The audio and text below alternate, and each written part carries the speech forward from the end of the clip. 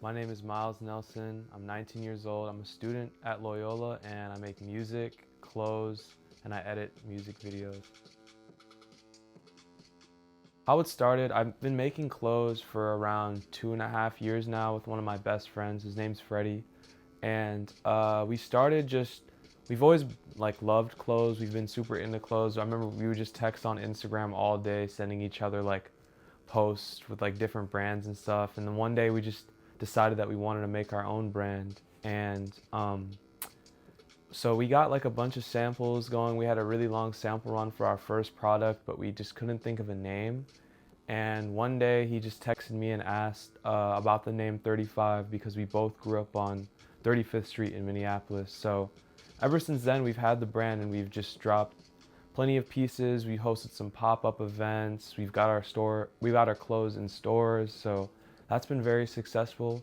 And then on the music production side of things, I'm in a electronic duo band called Y Control with another one of my really good friends. His name's Kyan.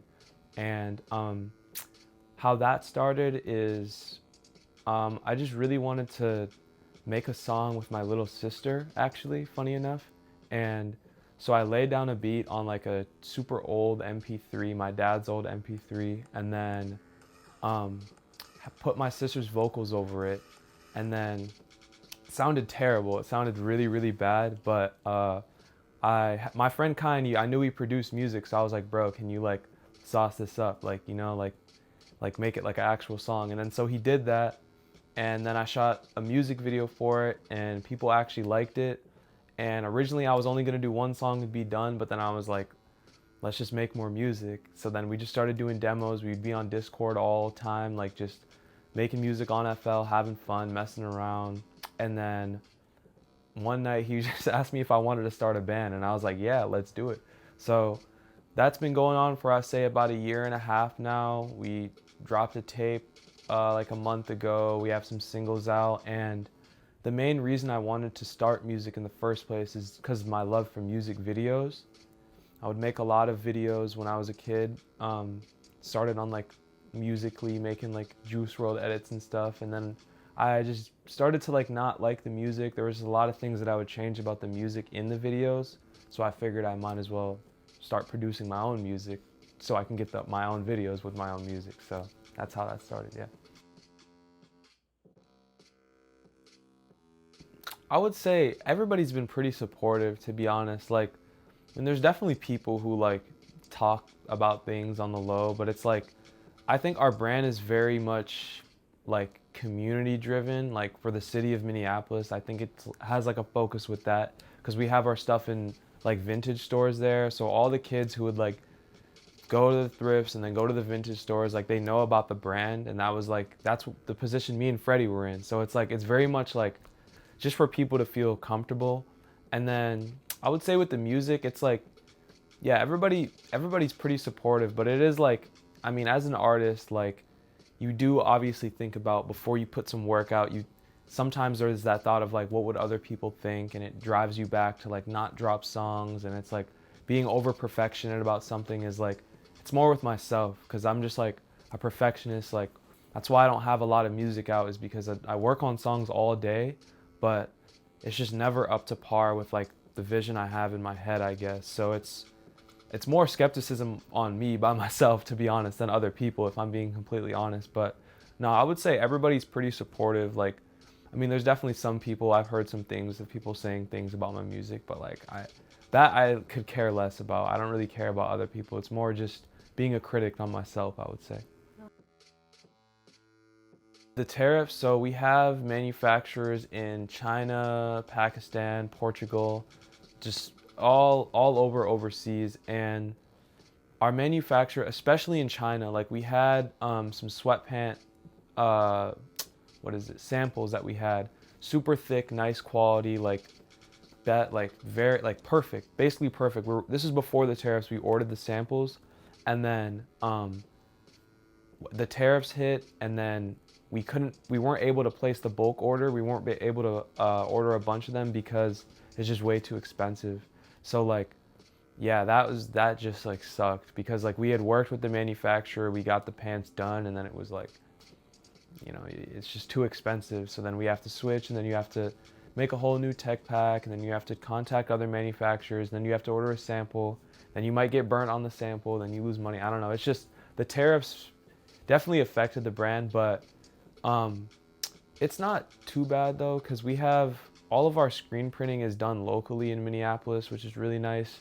My homie Ben, shout out Ben, Unity Print Shop. He's like the best screen printer, best screen printer in like America. Like he's the best. He's my favorite. So that's been super nice having him locally, and he's hooked us up with a bunch of USA manufacturers for like basic things like t-shirts and hoodies and stuff like that. So it's not all bad, but the tariffs have definitely affected the brand for sure. I mean, most people aside from my roommate really don't know how much time I put into it, I would say. But yeah, with the music, it's like the music in the videos is literally like, it's so addicting because I have my FL Studio where I produce all my music, and then I have my Premiere and my CapCut, whatever, and I'll literally do a song, especially when it's a song like that's I'm just producing and I'm just doing it for fun. I'll produce the song, well, I'll shoot the video, and then I'll produce the song and then edit the video and then just go back and forth and just have them build onto each other, and it just creates its own story, I guess. That's usually the process for that, which is like it's just super fun. Or my bandmate will send me like demos of songs and I'll have shoots.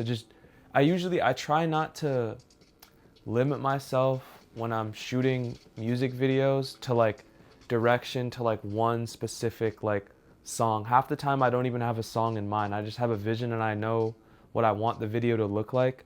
And then the song and the video just kind of like collide and it just finds itself naturally. I just let it flow naturally, I would say. And then for clothes, it's more Freddie, he's more on the design side, so he comes up with like the designs, the ideas, he builds out the tech packs, and then is just sending them to a manufacturer, paying them, and then getting photo shoots. My homie Jacob, he's in Boston right now. He's another one of my, he's a part of the brand. He does all the photos for the brand. So we just send him some pieces. He gets the photo shoot done, and then boom. The clothing side is a lot more business like oriented. It's like you place the order, you send the money, you do the marketing, and then you drop the clothes, and then you just rinse and repeat.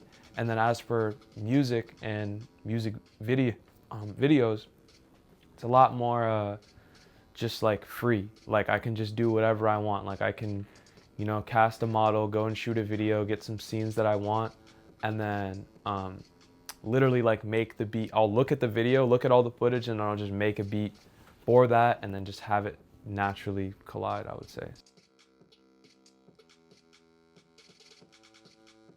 I honestly, sometimes I just feel like every odd is stacked against me is what it feels like. Like, you know, I'm in school obviously, so like that's tons of money that I'm investing into being here.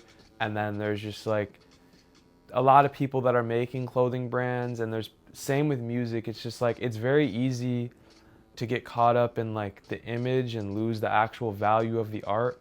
And I think what I'm trying to do personally is just keep that value and not sell out. Kind of like what we were talking about earlier, where it's like whether it's losing rights to your music, whether it's looking like an idiot on the internet for clout, like that's just something I never want to do. And I don't think that the current like state of like America and media values like true art, if I'm being completely honest. So yeah, I feel like the odds are definitely stacked against me, but I don't think that's not really a factor in my creative process, to be honest. I do it because I love it, and it's literally like an itch, I feel like, when I'm not doing it, or like when I'm thinking about it, it's just like it has to get done. So yeah. I would say I think the most important thing is just finding your why. And for me, it's just my family. Like, I mean, I didn't grow up with the most wealth, obvious. Like my family didn't have the most wealth. My parents had me fairly young, and we were just figuring things out as we were growing up. And my parents like shadowed that for me very well. So like my parents are the best. Like my dad's my best friend, my mom, like my brother, my sister, like they all look out for me.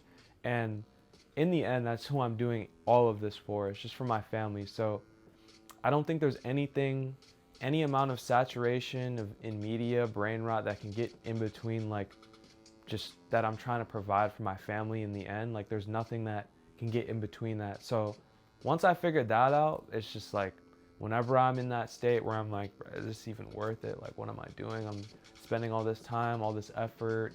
It's just like I think about my family and I think about the things that they've done for me, and then it's like it's just a no-brainer. It's a no-brainer. So yeah. I would say find your why. That's important. Like I didn't even have any kind of like, I mean, I was always making art for a while, but I didn't have any like people really coming up to me telling me that they were messing with what I was doing until I found my why and I used my family as motivation for my art. And like a lot of people don't really know that, to be honest, but like that is like the main thing that I'm trying to do is like, it was like around this time last year is honestly when I was like, dang, like, I don't know, my family means a lot to me. So I would just say, find your why and just stick with it and just don't give up, I guess. I mean, that sounds cliche, but like it's just what it is. Like that's kind of just the truth. I don't know. So yeah. Something that's very important right now is like that I'm trying to do personally is just move my art kind of like not completely off of Instagram, but just having a more professional outlook on my art. Like when there's adults in my life, like people like you, for example, or like my professors, when they ask to see my art, then it's like I provide them like a link tree or I have like Instagram. It just seems very unprofessional, I guess. So something I'm trying to do is move away from that, get my website going, and just really like branch out into different forms of art. Like over Thanksgiving break, I'm planning to shoot a documentary in the small town that my dad grew up in, and it's like a town of 400 people.